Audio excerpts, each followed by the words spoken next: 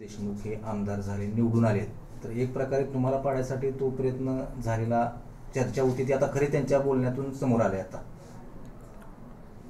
तरी ते बाहुण्या भारत असं बोलले तरी भाजपनं मला पाडला असं काय मी त्यांच्यावर आरोप करतो. सांगोल्याचे आमदार हे भाजपचे असतील अशी काल मेळाव्यामध्ये घोषणा झाली. स्वतः पालकमंत्र्यांनी देखील त्याला दुजोरा दिलाय. एक प्रकारे आपल्याला शह देण्यासाठी भाजप प्रयत्न करते आता सांगोल्यामध्ये.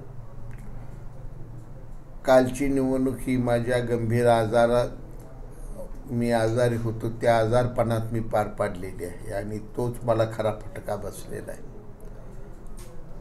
मी अहंकारानं सांगत नाही, पण मी खात्रीनं सांगतो, येणारी निवडणूक